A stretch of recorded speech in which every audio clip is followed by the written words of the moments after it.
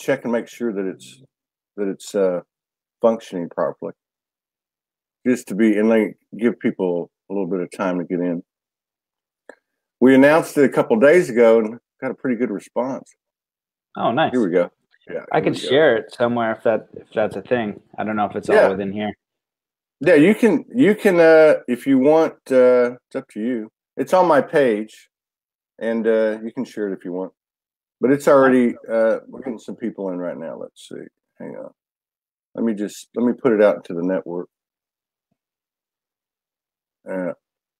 Yeah, you've been doing some yeoman's work, man. Some of the stuff that you're getting into, I'm totally digging. Thanks, brother. And it's very diverse too, which is cool. All right, let's see here. Hang on a second. All right, so we're going to formally roll the show out here in just a second. Thank you for your patience. Oh, they're coming in now. Hey, Katie, what's going on? Karen Starr. Let me just pull this up.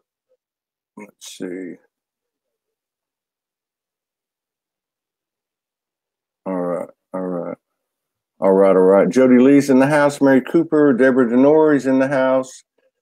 Jennifer Hall, Mary Lou, Karen Iona White, beautiful poetress. Michael Van Patten, Crystal Marsh, good to see you. Canada's in the house. Christy McGard Morris, Kelly Bird, Laureen Hamill, Kelly Hemmer. Okay, they're coming in too fast. I can't keep up. So we're going to back out of here. And yeah. For those of you who don't know, my name's Todd Medina. This is Soul Speaks 5D. This is part of the Soulogy Network. This is our 655th episode, and it's a privilege and an honor to be sharing space with my brother here, Matt. I had the little bio pulled up, but you know, I'll be 57 on Sunday, so you got to give me a break, brother. But I got to tell you, you know, I've been doing this. I've been doing my thing for almost 7 years. And the video aspect probably since maybe the summer of 2015. And I know what I went through trying to build it and how lonely it was and misunderstood and not very well paid, not paid at all. And so I know it takes a lot of perseverance and strength. So and having said that, I just want to introduce Matt. Matt's got an incredible show. I'm going to let him talk about it a little bit and fill us in. And so we can integrate this audience. I think he's doing incredible work. I know he is. I think he's got about 200 episodes of his show. They're diverse. They're incredible. They're informative. They're empowering.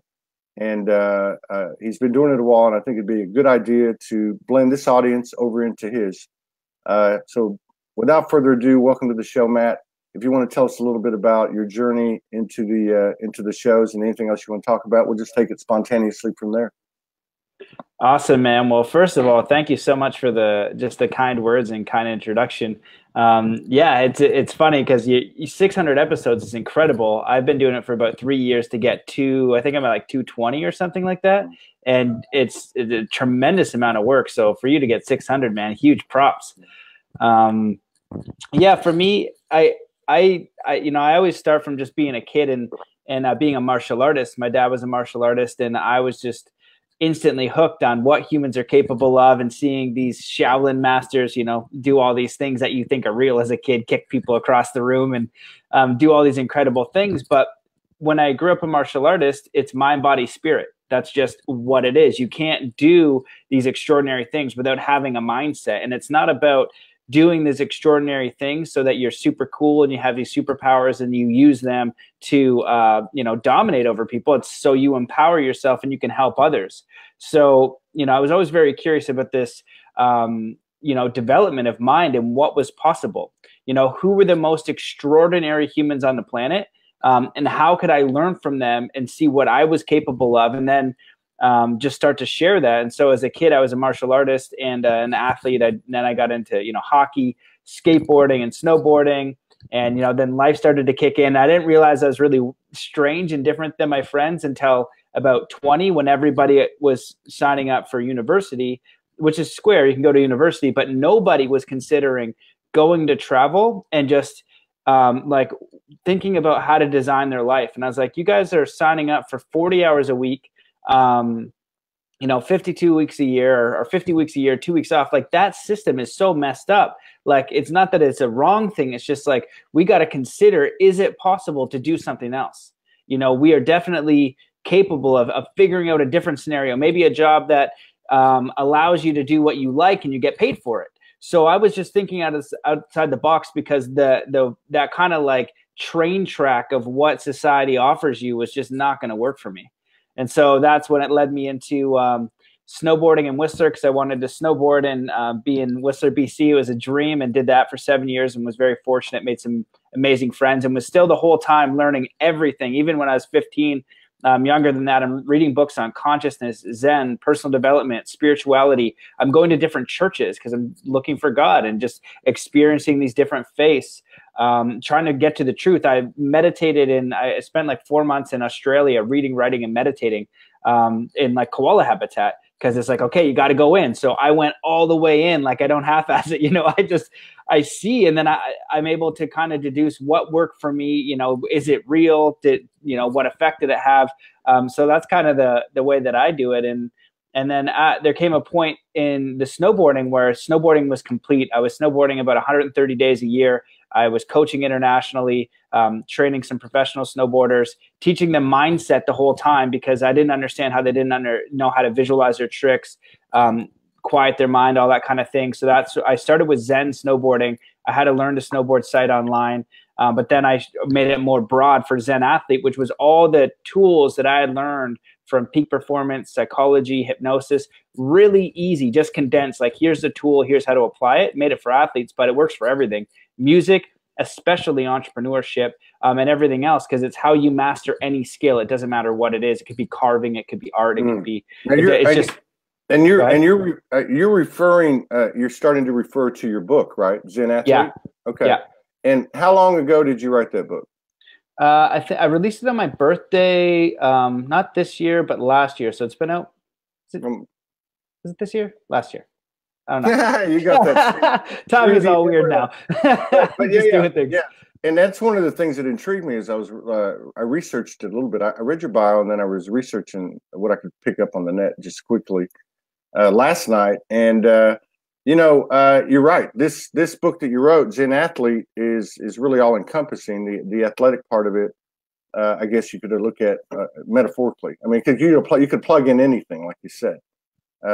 Exactly. Go ahead. It's like it's the tools for self-mastery. And my thought about it before I released it was, do I stay in the sports spectrum, or do I make it like Zen Life or something like that? And the reason why I stayed in the sports spectrum was because my hope is to make mental training and this knowledge mainstream. So all the kids that play any sport all over the world, they're so focused on fitness and then now what they eat, but no mindset. And every great coach and every good athlete knows that sport is 90% mental. So it's a way to kind of like Trojan horse consciousness and self-mastery in all schools, all youth development. So any coaches out there, anybody who works with kids, anybody who volunteers, I will happily give you the ebook. And the thing is about the online stuff, like it has everything. So not only like hypnosis, sports hypnosis should be mainstream, but that's one section because you should know it, and I teach you how to do it. And so you have like these audios and supplementary training that you literally just have to plug in. There's nothing else like it. You create belief systems in, let's say, snowboarding, right? You identify your limiting beliefs, and then you find the empowering ones, and I teach you how to code that in step by step with these little things. And it's not to say, hey, the program's great. It is great. It's just like, these are the tools that it took me a while to figure out that work, and just take what it like. Music, your life, like it could be like, I need a career in this. You can use the same format, and it's something that I use and teach to people that I find works. And as I continue to learn and explore it, it just solidifies that these are the fundamentals, because in the last thing I'll say is because in sport, especially extreme sports, we don't have the luxury of failing sometimes when we're learning a trick. One of the athletes I coached, Brody Carmichael's a freestyle motocross rider, and he fell on a front flip, and he called me and he said, hey man, I heard you're good. I was coaching his friend Pat Bowden from Australia, who's also a freestyle motocross guy for Nitro Circus. And he's like, I heard you're good. I fell on a front flip. I want to land it. I was like, sure. So we talked for like an hour. His mental game was strong. I said, look, you don't have to read my book. You don't have to go through the program. All you got to do is take this audio, make a visualization for the front flip, Do it every day for an hour. It'll take you about a week, and there'll be a point where you know you can land it. Then go do it. So 3 weeks later, he's in competition. He lands a front flip. 3 weeks after that, he lands the world's first front flip heel clicker. 3 weeks after that, the world's first front flip Superman on a motorcycle. And he did it with one technique because he has the necessity not to kill himself. So that's kind of the idea. So when you teach this to a kid, even just like the basics, I know I'm getting carried away with this, but it's like it's important. No, you're not. Yeah, it is. With a kid, right? You teach a kid who's going to take a basketball shot. First, clear your mind. So 3 deep breaths. Somebody who can clear their mind and somebody who cannot. That is a fundamental distinction in the quality of their consciousness and their life and the control that they have and the will that they can exert in this universe. It's a fundamental difference. It's massive. It's a whole upgrade. Second one, visualize that shot going in. Now you're teaching them you influence your reality, right? You don't control everything, but you influence it. And the third one is they miss the shot. What's the most powerful and positive perspective you can have in that situation? So it's teaching them that failure is a part of learning. It's not necessarily bad. It's how you respond to that and reset. And those are 3 huge fundamental shifts that even most adults I talk to don't have in there. You have to have those 3. And if we can seed that with all kids in one generation and they have that, once they have it, they apply it anywhere. And then you build on that. You have to get right to the root. And with that root, you can go wherever. So that's why I did the sport, is get to the kids, because adults, if they want it, it really works, but they got to want it. You know what I mean? You got to want to actually go for it. No, I love it. And I love the Zen connotation because it is a science, right? I mean, to me, Zen's always been like, I remember when I was in my late teens and I was doing mowing a lot of lawns and I'd be like, okay, how do we approach this? And I was like you, I was reading stuff early, and I approached it the Zen of mowing the lawn, so I would just make a square, and then I would just focus on that moment, that inch, that foot, and before I knew it, not only was it completed, but I had it, had some kind of weird etherical, energetic achievement, and it was also like done very well. It was like symmetrical. But and the other thing I can relate to too, because I only played sports up until about 21, at least actively, or in leagues and stuff. But I always loved sports, and it kept me straight when I was a kid. That's about the only thing I had that kept me straight. And the philosophy or the Zen-esque aspects from the coaches that I received in terms of expanding. But so at night, what I'll do, I don't really watch, I'll watch a little bit of your show or some other shows like that. I do a little research, but I always go to the Kobe Bryant, the Michael Jordan, not the highlight reels, but the psychology videos where they break down. And if you look at these people, if you look at Kobe, 2,000 made shots a day. If you look at footage of Larry Bird making these impossible shots, 3,000 made shots a day. I mean, and that to me is what it's all about. And it doesn't have to be this grueling thing. If you look at your path, and I don't even have to ask you, if I look at my path over the last few years, it's just a consistent drive every single day to get up and do it again. You bring your lunch pail, you go to work, and apply these things that you're talking about. It's quite fascinating. Now you're saying that the book is available by its ebook, and is it free? Are you giving it away? Yeah. So if anybody ever emails me and they want it, they say, "Hey, I saw you on Todd's show." Like, I'm always happy to give ebooks out like crazy. It's there. My hope is that you just pass it on. You can also get it on Amazon. It's a thing that you can buy. But anybody who's like wants it, here, you can have it. Go use it. Tell me what you think, because it's again just getting out that information and then sharing it with a kid, but through the and again adults as well. But I'm really passionate about getting this to kids. It's super simple, but so it's out there. You can get it. So and let's just for the record say this, okay, because this is a community that supports everyone. It's a platform for people like you. So if you would, when the show's over, put in the Amazon link for the book, because we have a lot of people here who offer a lot of love and support in contribution as well.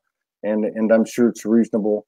In fact, we know it's invaluable. So those of you who are sticking around, you come back on the replay, let's support our brother here. And as you're going to find out as we get into this a little bit more, the incredible work that he's doing.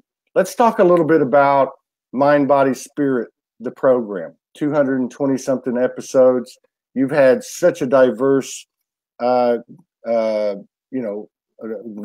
list. I mean, subject matter. It's quite. I'm just getting into it. I go and dig into it for 10 minutes every night. We're quantum now, so we just go boop, boop, boop, boop. But I can see the energy of it, and for me on a personal level, I know what it must have taken, and what it's taken. But I can also see it's getting easier for you. Things are aligning for you.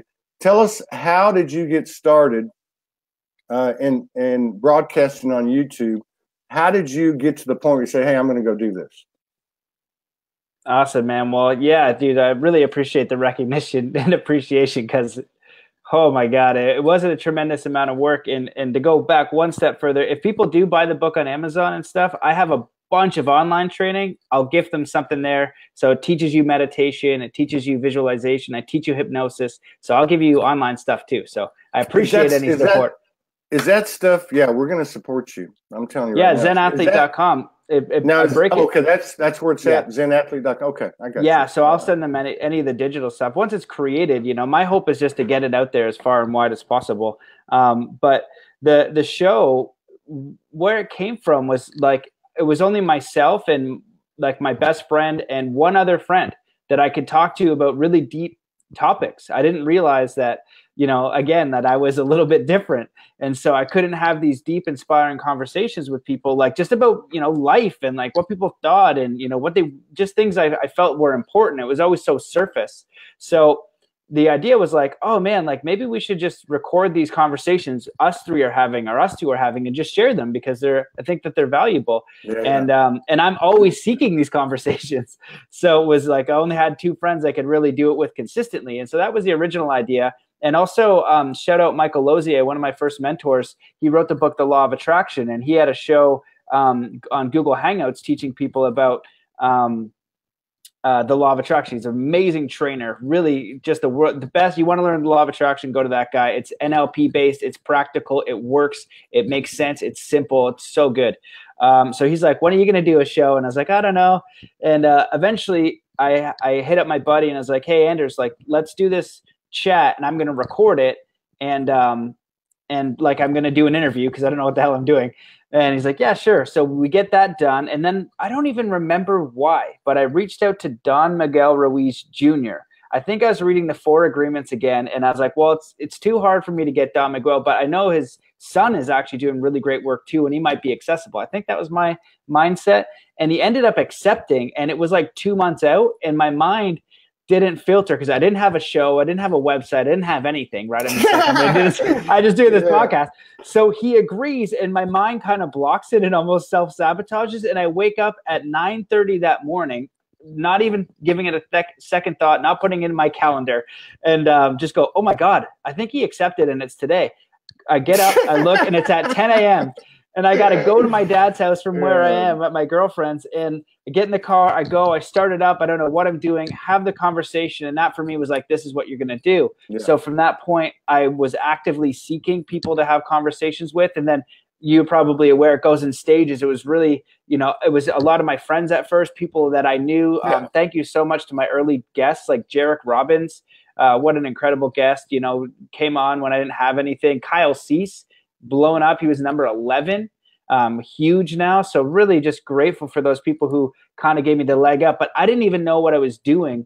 I just wanted to have conversations with people I valued, that I thought had meaning, about what their perspective on these certain things, and listen to them. And so it's kind of taken on a life of its own since. Well, it's interesting because I'm getting activated memory wise listening to you. And I can remember, I'm asking you this question. I can't even remember how it happened to me. But I remember when I started, it wasn't live, like you said. You recorded it. And I didn't even have internet. I had a phone. I had a broken phone that somebody gave me from AT&T. I went down to the local gangster phone guy and paid him $40 to fix it. And so I had, but still didn't have internet. So I had an old laptop, and I would record on the laptop, and then I would walk up to the store, which had like 1G, and I would upload the video onto YouTube and Facebook, and it would take like 2 hours, and it just step by step from there. But I totally get what you're saying, and too is like the morning of, it's like you create this thing energetically, and the humans doesn't get it, and then at the last second you're just like winging it. But yeah, it does come in stages too. But the other thing I was going to say too, and you're right, I started by reaching out to people that I'd see on the news feed, and it was the same way. 3 years ago, I met my divine partner, and about 2 months into the relationship, because she was in Australia, we'd be talking all the time, and I'd say, you know what, we need to record this, not because it's us, because of the subject matter. We're talking ascension, we're talking divine feminine frequency coming, masculine this, all these different things that are being put out there, but not talked about in the mainstream. But we all have this knowing of what something's happening, And so it was the same thing, and about a year later, I started doing the same thing, which was about maybe 16 months ago, 655 episodes ago. But I mean, what I was going to say is that I obviously some of the people that have been on the show are much more well known, 20, 30, 40,000 views will come in. And some are the 99.99%, taking nothing away from anybody. But the thing is, talking to these old friends, talking to these people who are, in the eyes of society, whatever, common, they are full of activations for the audience, for each other. So I don't really have a preference, whether it's somebody who's well known or not. We're starting to get some better known people now, but it doesn't. I enjoy talking to everybody. I talked to a guy the other day, and I was looking at him, and I said, "Man, do you have some kind of link to the elementals in your lineage?" He says, "Dude, you're looking at an incarnated elemental," and I could just see his elf ears pop out, and you know what I mean? You know what I'm talking about? And the next thing you know, I start, and then intuitively, I just said, "Do you ever connect to Sasquatch?" And he just got this big smile on his face. He says, "How did you know? 2 weeks ago, I'm sitting there in the woods up in Idaho, and a Sasquatch comes in." But this is the new reality, though. This is it. I mean, this is the new reality. Now, in your work, you really, really get into. First of all, I noticed you go to quite a few conferences. And I'm sure you do that for a couple of reasons, to cover it and then to meet some of these people. But you really get into some deep stuff, like the Mayan stuff. I mean, the Native Americans. I don't know what are the, just so the audience knows, what is the subject matter? Summary of the stuff that you cover on your show, Mind, Body, Spirit. Oh well. Yeah, well, I just want to make a comment on just what you said there about the common folk. I think that's important. I think that might be one thing that would be great for my show to have, is just the the everyday individual. And I've tried to get to do more interviews, like short ones with people on the street. I'm starting to just be conscious of that, because I think that every single person has infinite knowledge. That you don't need to be like a leader or a master. I just got back from the Parliament of World Religions, right? And these are supposed to be people who know God, right? They're all just regular people. Like, what makes you the best Christian? Did you memorize the Bible the best, or the best Muslim? Like, is it the amount of times you pray? Is it, why are you the one up top? Is it because you learned the books and how to do that? But when you look at, it's not a right or wrong thing. It's just an observation of, like, they're not any more closer to God than the homeless person out front. True. True. And it's just regular people. So I really commend you for doing that, because I appreciate that. And that's important. Everybody is a teacher. And so for my show, holy crap, I got one of the first top list that I became aware of was I got top 5 mind expanding podcasts on collective evolution. And I'm reading through it, and it says, nothing is too hokey or out there for this podcast. And I think I was like, it's supposed to be mind expanding. Like, we're not talking about regular accounting or something. So, I basically am just curious about everything. Like, I've got some people who are like, UFOs, ETs, John D'Souza, you were on the show, you were a great guest, sharing like these things that like we can't comprehend. So we've got way out there stuff. We've got doctors. I've got doctors. I've got, you know, people just telling practical knowledge on there. So because there's so many episodes and they're long, I let them share. I just say, browse the titles and look through, and there's a description in them. You're going to get what you want. Also in iTunes, you can listen at 1.25, or some people actually listen at 2, and you can crush an hour podcast in half an hour. At the gym or something like that. So that's a good hack people are doing. But I've had physicist Tom Campbell on a couple of times talking about simulation theory. I've been doing a lot with my Native American elder friend, David Lombert Senepas. He's extraordinary. So I like to say I'm seeking the people on the planet who the intention was the most conscious, aware, wise, intelligent, benevolent people of service to humanity. And that can be your everyday Joe. It could be a person who runs a shelter. You know, it's just the show's just unfolded as it has, but it's really diverse. So I would say spirituality, consciousness, mindfulness, paranormal, mind expanding. But when you listen to them, even like simulation theory comes back to like basic spiritual principles. And the idea is that this show will help you figure out more of who you are, empower you to believe in yourself, to let go of any limitation, and then have the confidence and connection with yourself and spirit to go create a life that you are inspired to do. Yeah. Yeah. And you know, what I find in observing your work like yours, or even being involved with what I do and watching other people, any expression, you know, the way when I received Soulogy and what it was, because, you know, we get these downloads and they don't really come in words, you know, and it's like adding frequencies to an ever expanding vibration. And that's what I see. It's the words are important, but it's the energy that's coming from you and your guest that's full of code and full of activations. And you're right. When it gets right down to it and you drill down, it's all about self-empowerment, self-reliance of the soul, expansion, creator, God, goddess ability, that type of thing. And I find that quite fascinating. What I'd like to ask you, because I find that as the individual goes, so goes the collective. And so behind what we're seeing is the real meat and potatoes, you know. And in your own life, as you've been on this journey for a few years, and as you have manifested, really materialized is a better word, materialized your dreams, basically.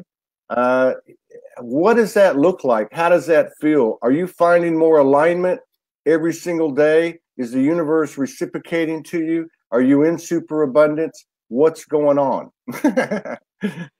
Well, there's a lot there. Well, I can talk about the journey, and you know, I think that for me,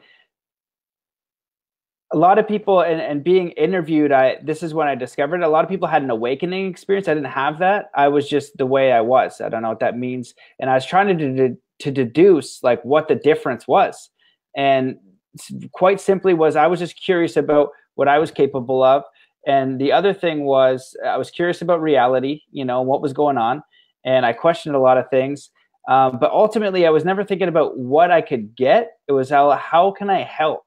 I saw so many problems on the planet as like, and it just like, I remember watching the freaking, you know, I only had 2 channels growing up, and it would always be this repetitive thing of people dying in Africa. And I was like, I don't understand how this is possible when I have this, and there's these Western countries and we can't even figure out rice. And I just calculate how much rice was. And I was like, that shouldn't be that hard to ship them rice so they're not starving to death. It didn't compute. So then I went into war. You know, why do we still have war? And then obviously you go down conspiracy rabbit hole. And then I think that's part of like the awakening process of oh, you know, there's systems in place that aren't for your benefit. That's part of it. Right. Yeah. So it's all about how I could help. So, you know, I found that in my journey, it's been consistent leaps of faith. And like you said, like, you know, we want to get here and there and that, right? I've always had enough. I've always had to take a leap to get where I am. And I'm always supported in these ways, but money I've never had an abundance of. And I think, and I hope this is the year that happens. Like, you know, I posted on Instagram the other day, because I finally was able to afford a $1,200 car, and it's a dope Volvo wagon. It's got leather seats. It's in great condition. It's got a sunroof. It's baller, man. I love it. And it looks great. It doesn't look like a $1,200 car. I can buy a cheap car. But I was like, thank you for letting me drive. I've been 2 years out of not having a car because I committed to this. you know, full on, you know, long time ago, and was like, okay, like I'm no matter what it takes, this is what I got to do. And I'm okay without a car, and I can, you know, learning to be content. I remember training. So this summer I was able to train and learn from David Lombert Senepas, who's a Native American elder. He has a 20,000 year history. He's like this ancient martial art master. The most he has balloons in space. His story is that he spent the first 26 years of his life on the side of a mountain being taught by over 600 beings, or no, 600 elders. And some of them were apparently beings. And if you study the indigenous people, they have connection with sky people or star people. Absolutely. So I went to see if he were for real. So the first time I went, I got there and I was like, holy shit, I don't think he's kidding. So then he's like, if you want, I'll train you for the summer and I'll teach you more. And I was like, well, yeah. And I was like, how do I get there? I had, so I'm racking this up in my mind. I have nowhere. I'm starting to look at how I would rent in Maine, right? It's not cheap where I needed to go in Portland, Maine. I couldn't afford $1,000 US. That's like $1,400, right? The podcast pays nothing. I get a few bucks from coaching, so no income is coming in anywhere. And I got to find a place and get there. So I took out a loan a couple of years ago for like 27 grand. That's been gone for a while. But I got $5,000 on a credit card, right? And I'm up to $3,000, and I book my ticket, and that's almost a $4,000. And I get to Maine and I find a place that's free. Like I knew it, the place had come up and I was able to get it for free. So thank you so much, Berta and Ken. You guys are amazing. You always have my deepest gratitude for you guys. But they said, if you can get here, here's a space. Got a free house and a space in a beautiful farmhouse. Took the plunge. Then I got, you know, a bunch of money rolled in and was able to clear that $5,000 on the credit card, and it worked out. And, you know, so like I was taken care of. And I remember biking an hour in the rain to train 2 hours of Shokai with the Native American elder to bike an hour home. And I'm sitting there and I am pissed. And I was just like, why am I 34 and I'm on a mother effing bicycle? Trying to train and help. And I had this deep, and I was thinking there's a point to it, because I was thinking to myself, I was like, why am I not being helped? Why am I not finding it? Like, do I need to go into, and I always like thinking this in my mind. I was like, I'll go take a regular job. Like I can make money. I know how, but there's, you know, it's not inspiring. But then I had this huge realization, was like, you know, why isn't anyone helping? And then then it goes, you are the help. And I was like, oh shit. I was like, it's not supposed to be easy. It's your own process, whatever the scenario is. And if you think about it, I'm healthy. I got a sweet bike. I got a roof over my head. I got food. What can I be content? And you got a cool tapestry on the wall. Yeah, right. And so, you know, so that's the thing. And so I think 2019 is going to be like a year of rolling into that, but it takes an immense amount of work and dedication and commitment. So go ahead. Yeah, I want to just say this, you know, 655 shows today. I knew that was a special number. And, you know, I think I've had this ability to intuitively figure out questions. I don't know what it is. I don't know what you call it, but I think it's because I'm looking for an activation myself. And what you just said to me, what you just said to all of us, I just want to stop and reiterate, because the question was answered in the story. And what I want to get across to everybody is that, you know, I can totally relate to what you just described. I mean, to the point where I'm about to just blow some tears out here. All right. And I know a lot of people that have too. And I agree with you. I believe now that there's some type of reciprocating frequency coming from the universal. All the work that we've done is coming to fruition now.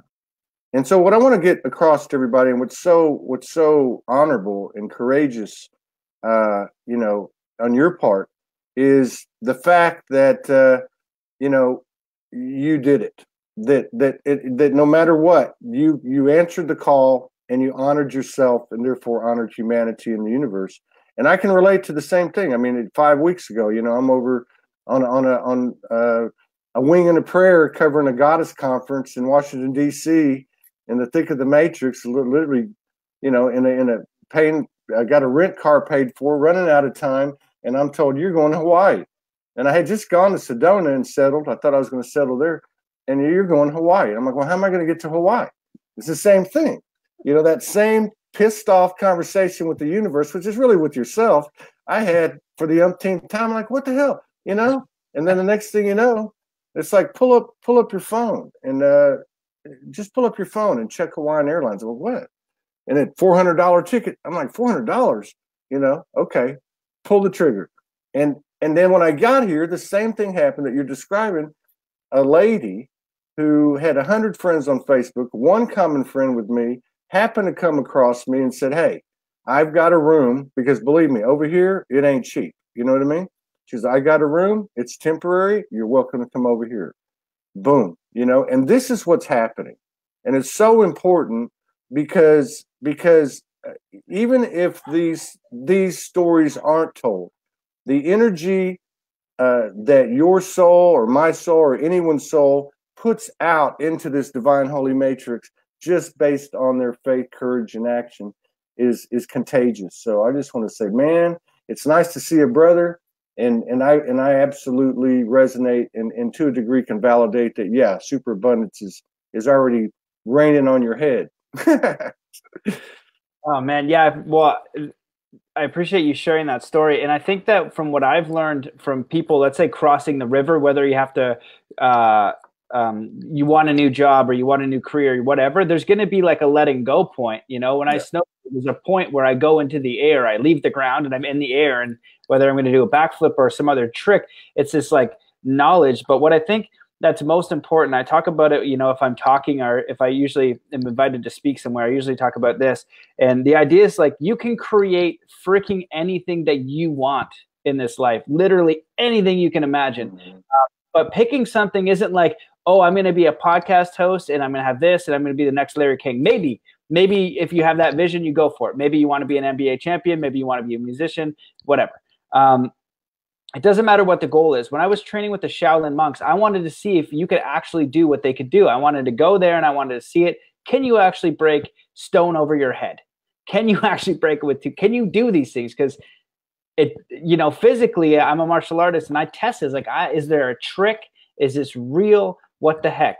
So I go there and I'm interviewing Master Go, who can do all this stuff. He can break like this. I think it's like some sort of stone over his head with two fingers, like with two fingers is nuts.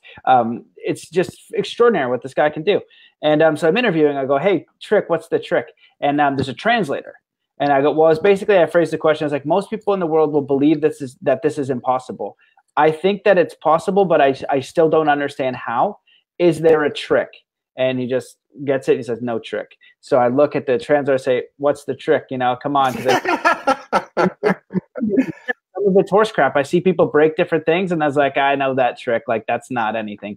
And so he's like, no trick. Say it again the third time. And he just looks at me and just starts slamming his fingers down on the table super hard. And I think he said something like 7 years of Qigong and like 7-8 years of hard Qigong. So conditioning his fingers. And outside the academy, there's dent holes. There's dents in the freaking tree from him poking it. So what kind of a human being pokes a tree? Yeah. Nobody does that. So then instantly I go, okay, whatever I can imagine, if I dedicate half of that kind of dedication to whatever it is, it's going to happen. And so the thing is, people they don't know what's compelling. So you're not going to know the end result probably, but you'll know the direction, right? What can you find in like, you know, maybe it's the people you want to be around. Maybe you like love snowboarding, get involved fully in snowboarding, and then it'll weave, you know what I mean? You got to get to what inspires you. And when that vision or that thing is so inspiring, you're willing to take those risks like I did. And you don't have to, you could do it with a lot. I'm sure that anybody could do it with way less risk than I did it. You could probably risk management, and you know what I mean? Do it my style. It's totally possible. I'm just meandering the best way that I know how. And it's ugly and I'm getting it done. But you got to find that thing that like, or that way. I say it's not a one thing, it's a direction. Yes, you're right. So, you're right. Yeah. So I want to add one thing, and I'll say it quickly, but there's a friend that I had that's so analytical. I say, what would you do if you had $1 million a day for the rest of your life? His mind won't allow him to imagine it. It's just too logical, right? So I was like, okay, we just did this off the cuff hypnosis, and I basically hypnotized him into his heart. And when he answered the questions, he started crying. And then when he came out, I was like, oh, wow, this is a unique experience. Like, I don't know anything like this. I know about shamanic death rituals and things like that, but I did it out of necessity. And you see, the conscious mind is assessing threats, and it's here to survive. If something's going to hit you, you jump out of the way, do these different things. So if you want to do music or something that doesn't pay money, for you to survive, you need to eat. To get food, you need to pay money. So there's no way you're going to follow your dream if you can't get that. Your conscious mind is going to manipulate or distort that vision because it's trying to keep you safe. But when you're hypnotized into your heart knows it's eternal. You're connected to everything and all life. You're totally fine. So it'll show you clearly. And of these sessions I've done with people, you know, over 70% cry. One popped out of their body, did something weird. I did not expect that. You know, it's not supposed to be a mystical thing. It's more like a personal thing, but that happened. I didn't expect it. And one actually pissed himself from like some sort of like healing thing. And all the intention is for you to drop into your heart and get these questions answered about what you want from life. But the most important thing to recognize here is that I've done it with multimillionaires, entrepreneurs, successful people, young people, old people, everything in between. Everybody actually wants the same thing.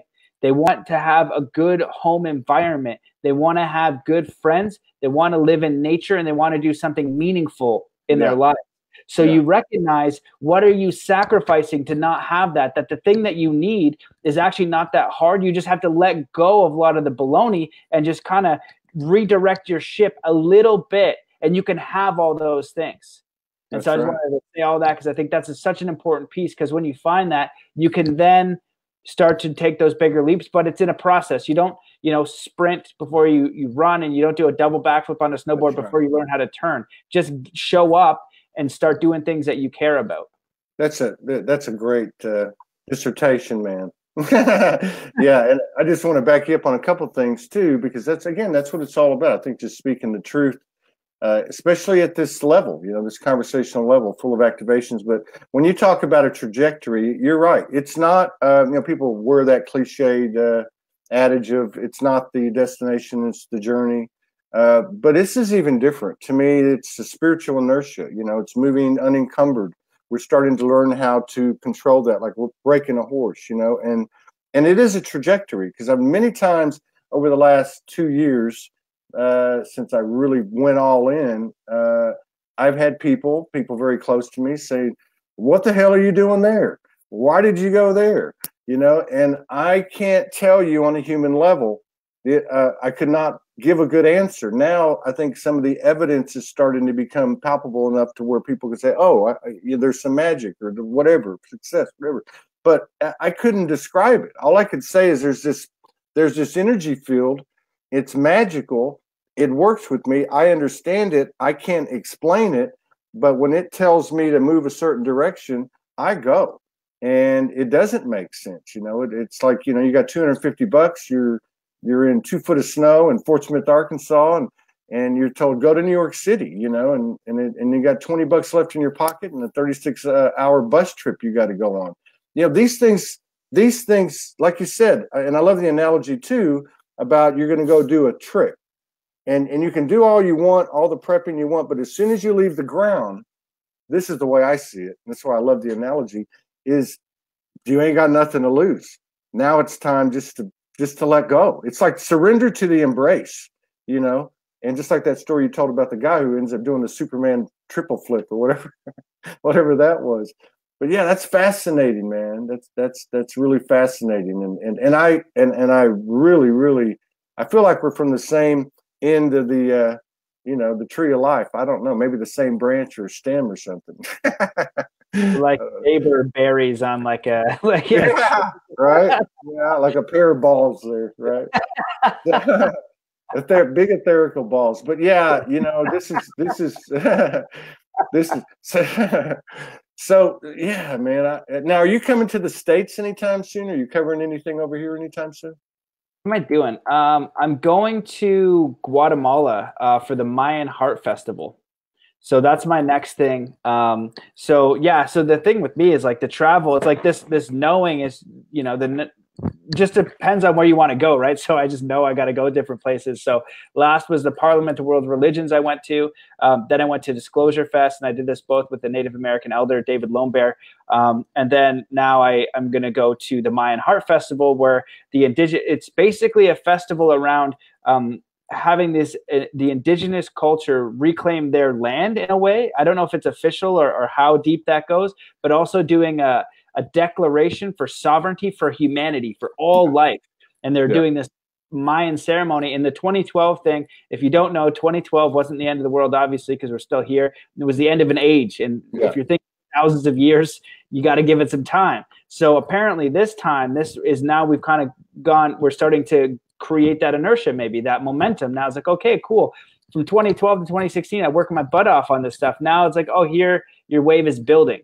And so that this is the Hopi talk about the fourth world or the fifth world, I believe. And the Mayan elder who was on my podcast phrased it a little bit differently, but it was into a new age. And he said that it's going to be humanity's choice in his prophecy and his teaching anyway, to, move into this higher state where we talk about 5D and activating these senses. So the Mayan and the Hopi said the same thing, where we actually have 20 senses. I'm pretty sure that they both did, but we actually have 20 senses. And I've also been learning with David Lone Bear in this specific training that I'm doing is that, I don't trust in people probably from their own weirdness. I don't know if my senses are real. Like it's like, feel and touch is like, okay, is this the limit? Is this real, or is there something past that? Or is this actually the, what's that, like the wall, the coding, you know what I mean? And there's something beyond. So he basically talks about, telepathy and being able to manifest and stuff like that. Also shared that maybe we're going to destroy the planet. I don't like to personally worry about any kind of like destroying the planet type of deal. If it's going to happen, it's going to happen. What am I going to do? Comment, whatever, right? But what I know I can do is make an immediate impact on the people I'm around each and every day and live a life that I'm inspired about and move in a direction I think that helps the co-creation. Whatever happens on some sort of level that I don't understand, like it's like the surrender piece. If you have a God experience or universe experience or 5D, quote unquote, you don't know anything at all, that it's so incomprehensible. And so you have to surrender. You don't have a choice, and so you can do your best. So those big questions, I don't know. You can look as like does this information serve me or not? Right. And then, so I think a lot of what we're talking about here is like being of service. One of the things I like to say in like the new earth or like an awakened person, they don't serve self, they serve other. What can you do? But the thing is there's a proper word for it. I don't know what it is, but it's one and the same. It's like you're in the forest, right? And you're a turtle. And then you are pretending to be, a crow. You're going to be a shitty crow, and you're not going to like your life because you're a turtle. You move slow. You can't fly. And you're going to go hungry because you're not eating the right food, right? And the environment in the forest doesn't like that. So when you become a turtle, everything that the turtle does for the entire environment is benefiting the whole. So when you figure out who you are, what lights you up, what empowers you, what makes you grow into whoever you are, that empowers the entire environment. But the most important thing, whether we're ascending, whether we're blowing up, whether Trump's in power, whether whatever, it doesn't matter. You're controlling your individual consciousness and life experience. That's exactly right. And that is the God-Goddess consciousness. And I just want to point out too, because I forgot, another fascinating part of his story is what he was just talking about, buying this $1,200 beautiful gift of a car. And of course, I really like to use the word sacrifice because that's kind of an old vernacular from where we're coming from. But I just want to make this very, very important statement of support.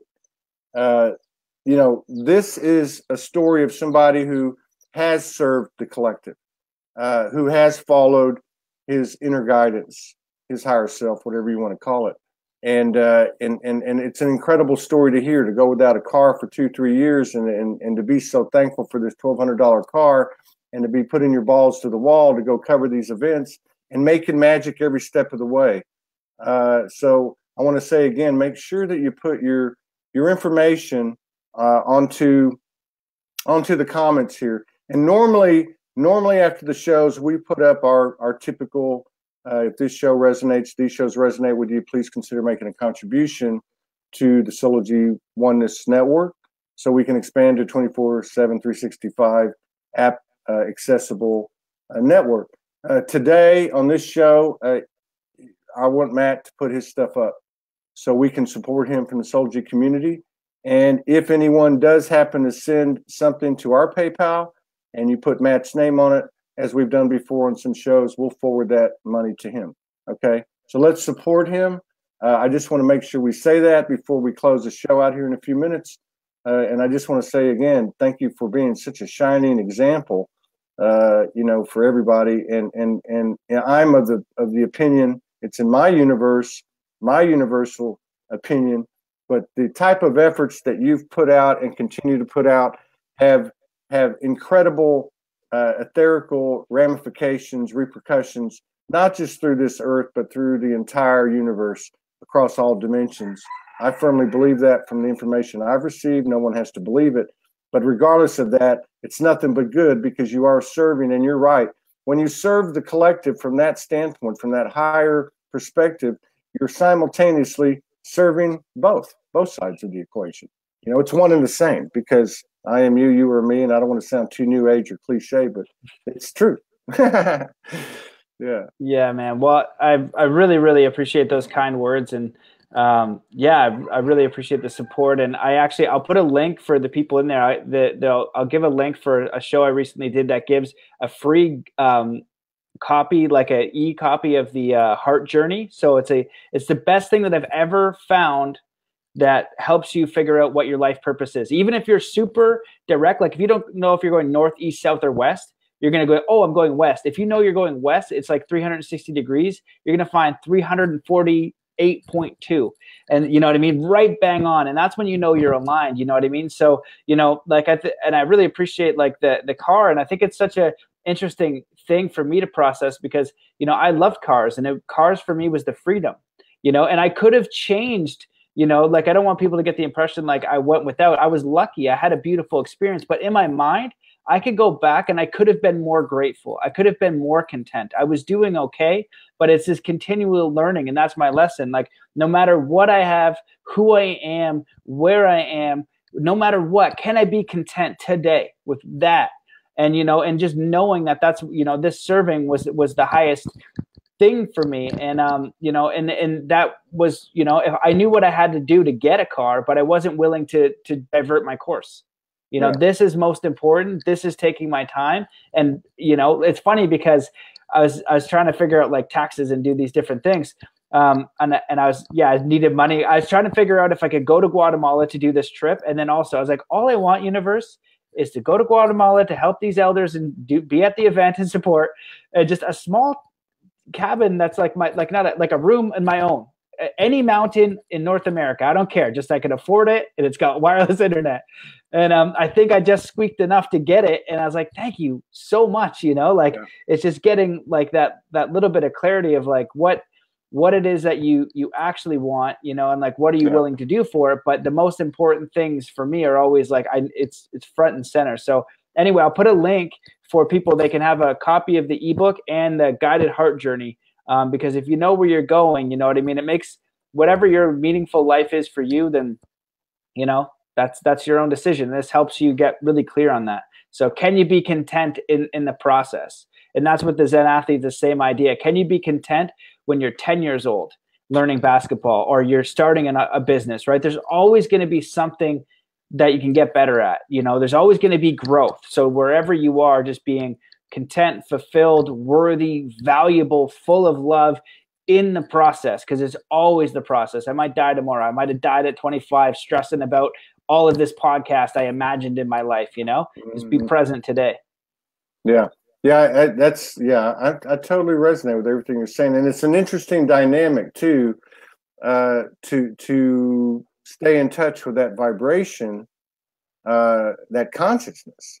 And then also to be going in and out of that, hey, universe, we need to have a expletive filled conversation. Because I'm like, hey, all due respect, but hey, MF, what the hell's going on? And he's like, hey, MF, Let me tell you what's going on.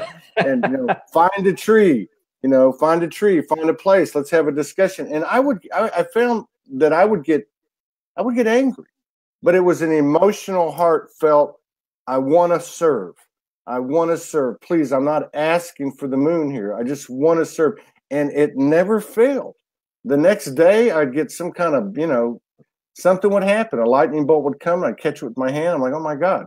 But I have found, going back to your comment earlier, our prognostication of 2019 superabundance, I have found that I'm not having to go there anymore.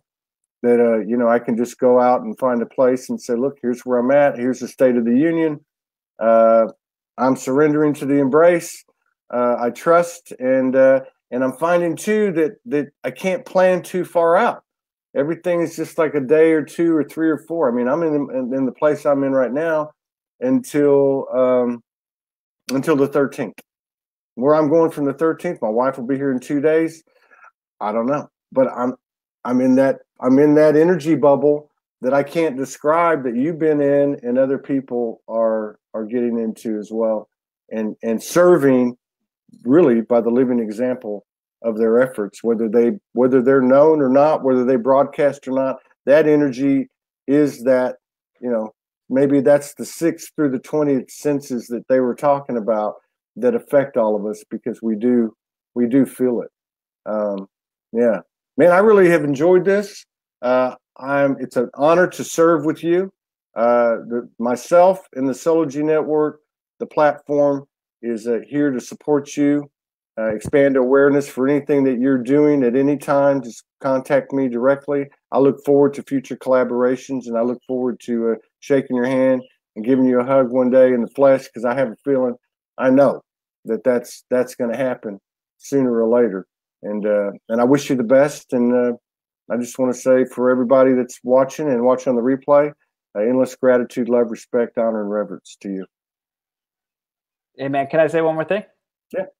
Oh, well, I really appreciate being on the show. And one of the things that I learned this year that I think is the most important thing I've ever learned in spirituality is I've read a lot of books, done a lot of things, but I studied the summer with, like I said, David Lomber Senepas, who's the sage and spiritual seer and hearer of spirit for the Mi'kmaq people.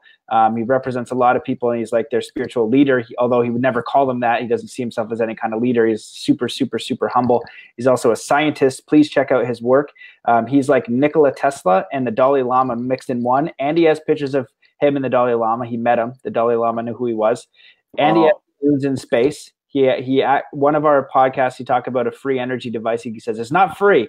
Just when you build it, it harvests wind, and a 4-foot tall one can power your house from these ancient copper scrolls. And I went this summer to see if he's for real. I vetted his math with Robert Grant, who's a mathematician who made mathematical discoveries. So he's the one that I'm trying to help. So I'm out there talent scouting, and I haven't seen anybody like this guy, like ETs and stuff. That's all in his culture. But he's like, Atlantis wasn't a continent, it was a spaceship, and we know that. And here are schematics from some of that technology. And I'm like, this is the craziest thing I've ever heard. I was like, how can you tell me that's not true and this is true? I meet the Zuni elder Clifford Mahudi with him. Watching those two talk was the gnarliest thing I've ever heard. So I'm trying to support him. So I'll link up, check out his work. But he's definitely someone doing it. And when we're talking about what you needed from the universe getting upset, right? I'm saying he's trying to build this biodome. This is technology from these ancient copper scrolls, apparently around the time of Atlantis. The indigenous cultures, their history is 20,000 years old. Now I'm confirming what he's saying with the Mayan elder. I know a Mayan elder, I know a Zuni elder, and I know a Mi'kmaq elder. Same stuff. Same 20,000 years, there's differences.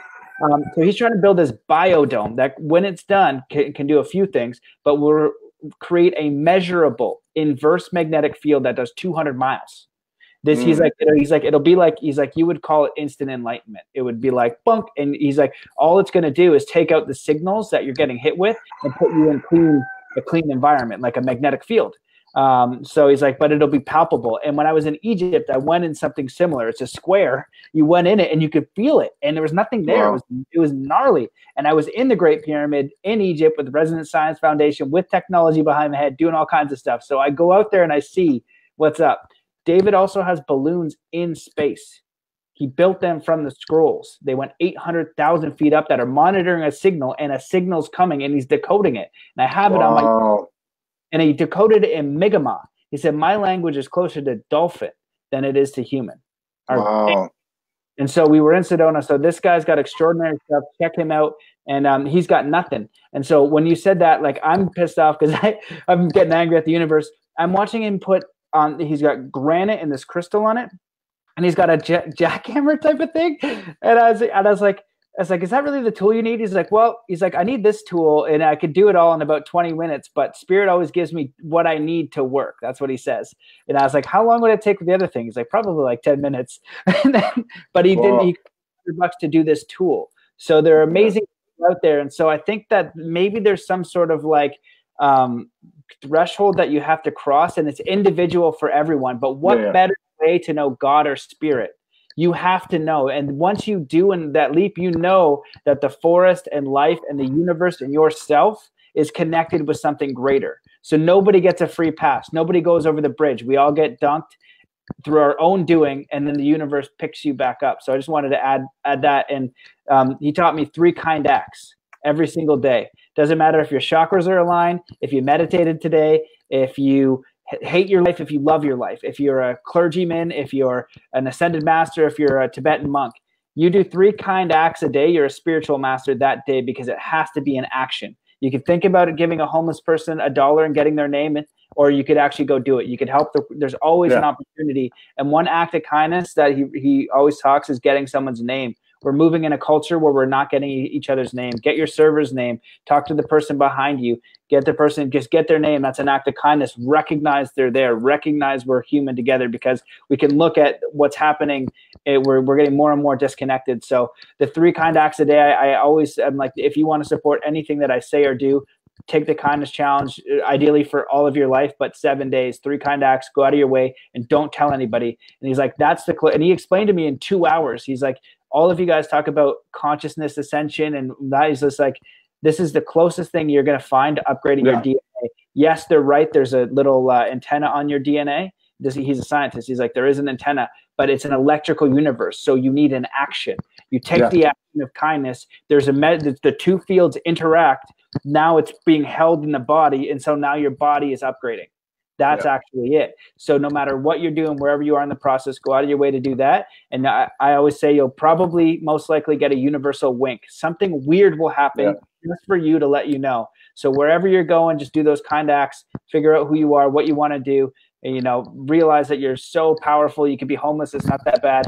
We're super powerful humans. You know what I mean? You could go, worst case scenario is homeless, right? Canada would hook me up, or I could go get a job at Tim Hortons for a bit, for like 2 years. For 10 years, I could work at Tim Hortons, work my way up. And then at year 13 or 11 and 12, then I'll go back to the podcast, and then I'll have a house. You know what I mean? It's just like, you just got to give yourself some time.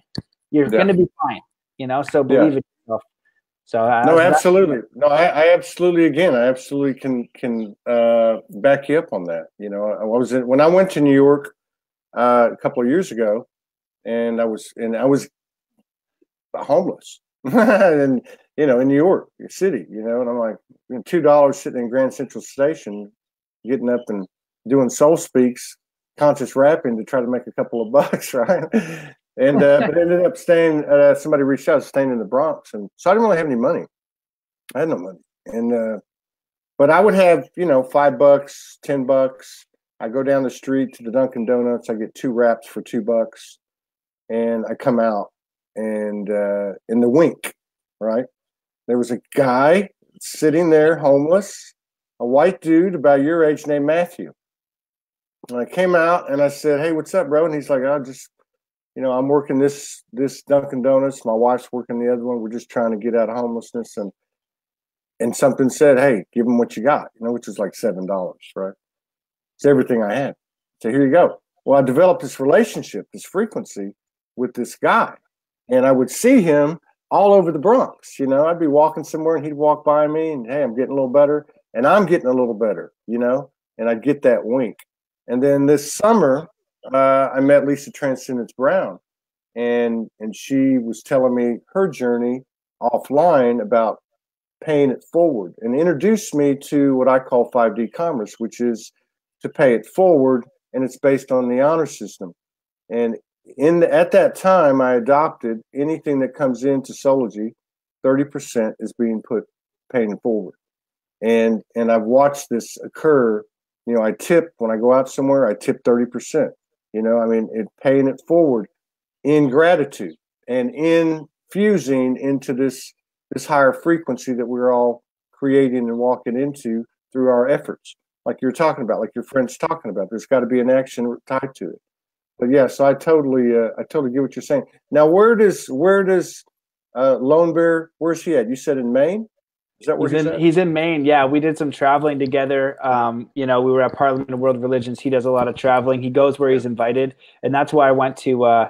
You know, he's doing important work. And when he was in Sedona, he said this a few times that the indigenous have a direct connection with star people or sky people. Yeah. You know, it's like it's in all of their history. Oh, yeah, and he's told me, and this is me deducing it over a summer. He can build stuff that's advanced. And he said his elders, he's only been here for 5 years. And I've had him on my podcast a bunch to try to figure out if he's actually serious. And the biodome you can go to. You can look on YouTube with his balloons in space. You can figure that out. He doesn't tell you everything. He's like Mr. Miyagi. But he said, you're like, why am I watching the car? You know, you know. But he's like, my elders told me I can give this technology if it's placed into peaceful community in resonance. He calls it in resonance. Nobody can own it. You can't own it. It's for everybody. And you got to help me build it. It's your culture that says I need money to go get those tools. I could just go, he could pretty much friggin' go mine it from the ground probably. So he just needs basic necessities. And so I've been helping him. We're going to do like a crowdfunding. He's got these candles, but this scrolls from what he can deduce, the stuff he's told me in private that he can build, and he has nothing. He's like, he was homeless in Maine 2 winters ago. I met him the winter after that. And I was like, how are you not being helped? I was like, are you serious? He's like, yes. I was like, this is insane. And so I went and I go all in and I'm like, okay. And I check with the people that I know. I'm not a mathematician. You can't mess with math. Google Robert Grant. He has a course on resonance science. He's a friend of mine on advanced mathematics. He vetted the math. Their conversation was like, it was nuts. And so that's a guy that, you know, for me is my #1 draft pick for humanity. You know, he's modern day Tesla, but it's not in the way we think because the native culture is not like ours. We need a community in resonance. The technology goes into the community and it's for the community and then shared for all. And right now, the only thing impeding him is he can't even he firewood is a bonus. Last year, people were bringing firewood and stuff like that. So an extraordinary person, if you go down that rabbit hole. And he did a talk with Clifford Lahudi in Sedona. It was the first time ever a Mi'kmaq and a Zuni started to share some of these teachings together. And, they talk about, their connection with sky people. And when we were in Washington, D.C. in Disclosure, he's like, you're going to get a real contact event, but it's not what you think it is. He's like, there's a lot of that stuff. He's like, a lot of what you're seeing now is entertainment. He's like, what you actually need. He's like, what they're trying to help you have is peace. Yeah. He's just like, cool, like believe whatever you want, it's fine, but go do a kind action. Be in resonance with your community, with where you are, because he goes, we do this thing called tease and sit in a circle. He's just like, if you guys are killing each other, why would a being show up? You're obviously going to try to kill it. And he's like, and I presented every UFO ID at him, and he's just like, our culture is different. He's like, do you want me to tell you where we understand or what you're hearing on Gaia TV or something like that? Right? Exactly. I was like, I don't know. And I was like, he's like, it's fine to believe it. He's just like, but the most important thing is being in resonance. And so very fascinating guy. I always get people to check it out. And just to have other eyes on it, because people are like, that's a bit out there. And it's like, I know. But there was also weird. Oh yeah, this is where it's going. So he goes, homeless. He goes, many of your homeless are. He's like, we don't like extraterrestrials. We like visitors or star travelers. He's like, we were here first. It's like our history is 20,000 years. Like we were here first. You know what I mean? He's like, you guys just aren't. He goes, you're not the big and bad here. You very low on the totem pole. But he goes, most of your star travelers are. A lot of them are homeless, disguised as homeless. And he's like, where will we go? He's like, the White House. He's like, we did that. Google 1952 White House sighting. So I do, and there's UFOs of the White House 2 weekends, and over the Russian, the Russian then, right? But he's like, we want to. So he's like, if we have a message for you, where do we go? Do we go to your president? Do we go on YouTube? Who do we give a message? He's like, we need to give it to a group of you somehow. So I get back, and this is one of those universal winks, trying to figure out in my mind if I'm just naive idiot believing this elder that's saying crazy stuff, or it's real. I'm explaining the experience to my mom, and we go for dinner because she wanted to go to the city close by. She hadn't been to. I was like, let's go. So I take her out for lunch, and we're getting out, and I tell her about the 3 kind acts. So we're pulling out, and there's a homeless person kind of in an odd spot. It's a nicer strip, and it's quiet. It's more of a summer town. It's a homeless guy, and my mom goes, here, Matt, go give him this $20. And my mom and I, like, I don't know how she was giving homeless people, but I'd never give a homeless guy $5. It was like $1 at that perfect handoff point, and don't look at him. You know, like I'd say hello, right? But it'd always have to be the perfect amount of change. You know, now I'm giving out more, and then I say, hello, how are you? What's your name? You know, humanizing them. That's the most important thing, and seeing what they have to offer. And this is new. What better spiritual teaching than all the Wayne Dyer books? Like, I love Wayne Then but I'm just, you know what I mean? Then you gotta, you know, you don't need the book to go do that, right? Yeah, that's like a superior, like, read Wayne Dyer and go do the action. So that's what Lone Bear's saying, though. It's the action that counts. So my mom goes, right? Gives it. I was like, I'm not gonna do your act of kindness. You go do it. Gives the homeless guy. So she's like, pull up to him. So I pull up to him. She gets out. Mom's a little old lady.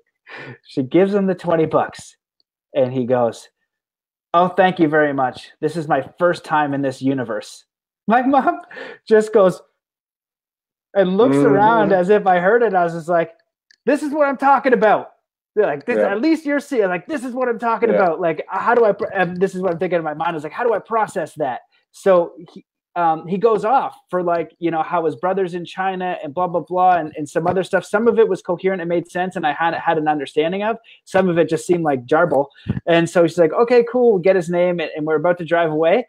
And he just goes, I'm not lying. I don't doubt that a bit. You know, we just, like, say goodbye.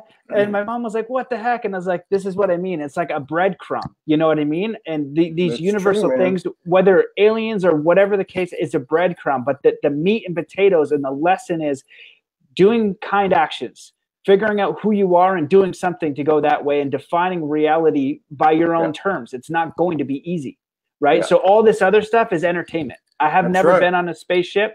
I've never met a Pleiadian. I've never met any of those people. But I'm not saying they're not real, and I'm not saying they're real. And what I'm saying is, even if I love that entertainment, go into it. But I'm going to be kind. We're going to figure out who I am. I'm going to make a difference here, and just expand and be open to new ideas and seek understanding, not to be right.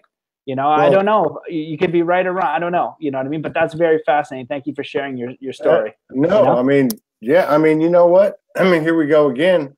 And by the way, I met Clifford in Sedona when I thought I was going to live there for about 6 weeks, which was actually a fascinating chapter in my journey, with including interdimensional beings and all kinds of stuff. But you know, a lot of people know my story. I spent most of the first 2 years walking the streets homeless, and went from traditional 3D overnight to the spirit walk. And what you're saying is very true. I started having these divine episodes or dimensional experiences, and they were with homeless people. And I was homeless, but I mean, at some level, I knew they were angels, and I broke bread with them, you know. And some people would look at them, you know, as a prostitute or a pimp or a crackhead or a meth head or just a crazy person. So I ended up learning a lot. Really, my first 2 years, for the most part, were personal experiences I had with the universe in direct communion, or with a homeless person, you know, and some amazing things happened. And there's no doubt in my mind that at the time I had no galactic mentality. And you're talking to somebody who's had visitations in my bedroom. Materialized aspects of myself is the way I'd look at it, but definitely galactic oriented. But at the time I had none. So I would have said at the time, I know I met angels on the streets. And I could tell you there was a direct link, even though I was in bad shape, as a lot of us went through trauma and stuff as we were waking up. But there was a direct link to acts of kindness. When I shared food, shared money, shared a bottle of booze, or I shared a joint, or whatever the hell it was. But like you said, when I looked at them, as a human, and the humanity connection was there, and the mutual respect and love, and oh, I'm not weird. Oh, you're talking to me, and I could tell you story after story after story. What you're saying is very true. It's very true, and it makes total sense. In the paradoxical teaching of the universe, if we would pull our head out of our asses and go to the other end of the spectrum, this is all about integrating polarities. So if you're living in a penthouse and you're, and I love what you described as here, I'm gonna swing by the homeless person, stick my hand out, drop it in his hand without looking at him. Because why? Because I don't want to be looking at that, because it makes me uncomfortable. Well, if we would go out there and integrate those two ends of the spectrum, which I did by the force of the universe, a blessing of the universe, it does bring you to the heart center, and there is some serious magic there. And I love what you said, what this guy said, and what that example that you gave, because I've met Archangel Michael on the street, and I've met Kuan Yin on the street, and I remember a guy walking up to me one time saying, and he was a young guy, probably about 25, 26, and he walks up to me and he says, I'm a prince, don't you? And I said, yeah, I do. Because for some reason, third eye, whatever you want to call it, I could see who he was. And he said, really? Do you really know? I said, yeah, dude, I know who you are. Whoa. I mean, it's real, man. It's getting real. Man, I appreciate it. It's been a hell of a show. Really good show. Fantastic. And I wish you the best, and I want to stay in touch with you, and I'll be in touch with you. Thank you for sharing your stories and your energy and activations and soul codes with everybody. And I look forward to collaborating with you. I know we will. And if you need anything, let me know. Awesome, man. Thank you so much for having me. Big hugs and love to everybody out there. Peace, brother. Thank you. All right, man. Peace out. Take care, brother. Yeah. All right. See you later. Take it easy, Matt. See y'all later.